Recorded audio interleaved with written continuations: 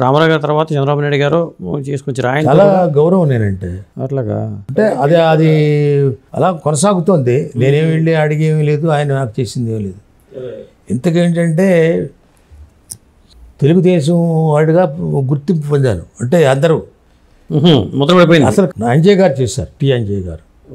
చాలామంది నేనంటే అభిమానం అండి. తర్వాత వచ్చిన గవర్నమెంట్ తెలుస్తుంది కదా, ఏం గుర్తింపు ఉండదు.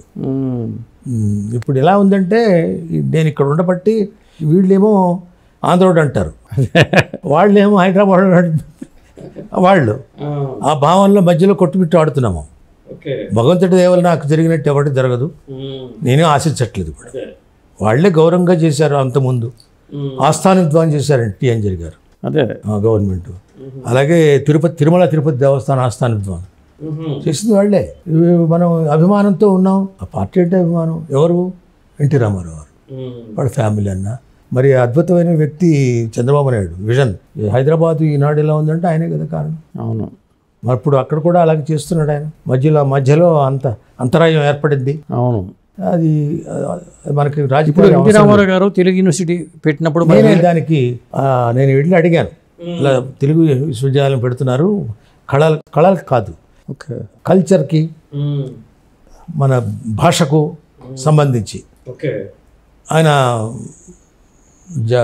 జ్యోతిష్యోది పెట్టారు ఆయన. అవును, కళలు పెట్టాలని అడిగాను. తప్పకుండా వెంకటేశ్వర్లు గారు ఇవ్వండి అన్నారు. ప్రపోజల్ ఇచ్చాను. ఈ లలిత కళాపీఠం అనేది ఏర్పాటు చేశారు. దాంట్లో నన్ను పిలిచారని కూడా తర్వాత జరిగింది. అట్లా జరిగింది. నేను 8 శాఖలు ప్రారంభించాను. దాంట్లో డీన్గా ఉండేవాడిని. 8 శాఖలు ఏంటండి అవి? మృదంగం కాదు, సంగీతంలో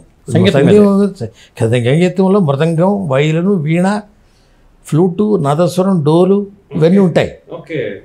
తర్వాత లలిత సంగీతం, హరికథ, బుర్రకథ, జానపద సంగీతం, జానపద నృత్యాలు, జానపద కళలు, తర్వాత డ్యాన్స్, కూచిపూడి, భరతనాట్యం, ఆంధ్రనాట్యం, పేరిణి నాట్యం ఇవన్నీ పెట్టించాను నేను.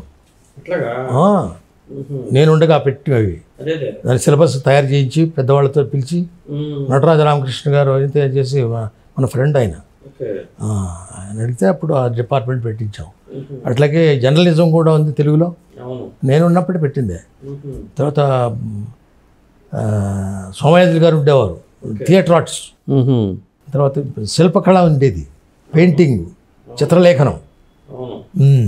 అదే ఫిలిం యాక్టింగ్ కూడా, ఫిలిం యాక్టింగ్ అదే అక్కడే. అవును, మాదే తెలుగు యూనివర్సిటీ నేను ప్రారంభించింది.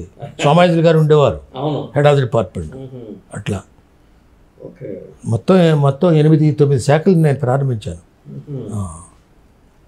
అది గవర్నమెంట్ ప్రోత్సాహం. వాళ్ళు తర్వాత యూజీసీ వాళ్ళు రికగ్నిషన్ ఇవ్వాలి కదా, అక్కడికి వెళ్ళి వాటికి అడగటం చేయటం అన్నీ చేస్తే అన్నీ చేశారు. అన్నీ బాగా. అంటే ఎన్టీ రామారావు గారికి నేనంటే ఇష్టం. ఏదో నేను చేరతాను, నాకు ఇవ్వండి నేను ఎప్పుడు అడగలేదు. ప్రతిభావంతుడు అలాంటి వాళ్ళు ఉండాలి. నారాయణ రెడ్డి గారిని వీసీగా చేశారు ఆయనే. ఓపెన్ యూనివర్సిటీ చేశారు, తర్వాత ఇక్కడికి వచ్చారు ఆయన. మీ ఇద్దరు ఉండేవాళ్ళం.